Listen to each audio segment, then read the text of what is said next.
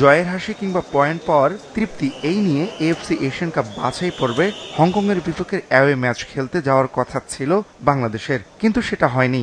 বাছাই পর্বে বৃহস্পতিবার একেবারে শেষ মুহূর্তে হেরেছে লাল সবুজরা।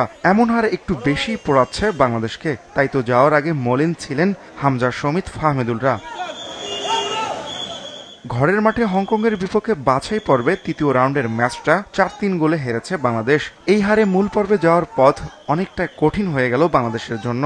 পয়েন্ট টেবিলে 3 ম্যাচে 2 হার 1 ড্রতে বাংলাদেশের সংগ্রহ 1 পয়েন্ট। বাংলাদেশের বিপক্ষের জয়ে 7 পয়েন্ট নিয়ে টেবিলের শীর্ষে হংকং চায় না। সমান ম্যাচে দ্বিতীয় স্থানে থাকা সিঙ্গাপুরের পয়েন্ট 5, 2 পয়েন্ট নিয়ে তৃতীয় স্থানে ভারত। পরের রাউন্ডে যেতে হলে বাংলাদেশকে বাকি 3 ম্যাচে 3টাই জয়ের পাশাপাশি সিঙ্গাপুরের হার কামনা করতে হবে। We have to forget that. এখন নেক্সট ম্যাচ ফোকাস করতে হবে, যেটা গেছে। বাট অফকোর্স আমরা সবাই মন খারাপ ছিল। আমার ইনফ্যাক্ট ভালো ছিল, আমরা 4 জন যারা আমরা নামছি ভালো ছিল। বাট অফকোর্স আমরা 4 জন স্টার্টিং 11 খেলতে চাই, এটা নো ডাউট। বাট ওভারঅল আমরা ভালো খেলছি।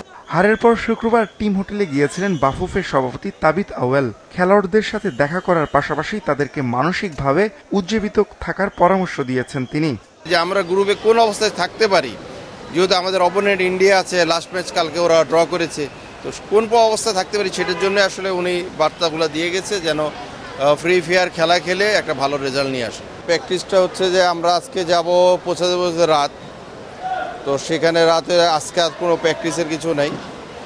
আগামীকাল আমাদের বিকালে একটা সেশন আছে। এখন ওইটা আসলে ওই অবস্থায় আছে যে আগামীকালকে যাওয়ার পরে একটা সেশন, তার পরের দিন আরেকটা সেশন। আগামী 14 অক্টোবর বাছাই পর্বের অ্যাওয়ে ম্যাচ খেলতে হংকং যাচ্ছে বাংলাদেশ দল।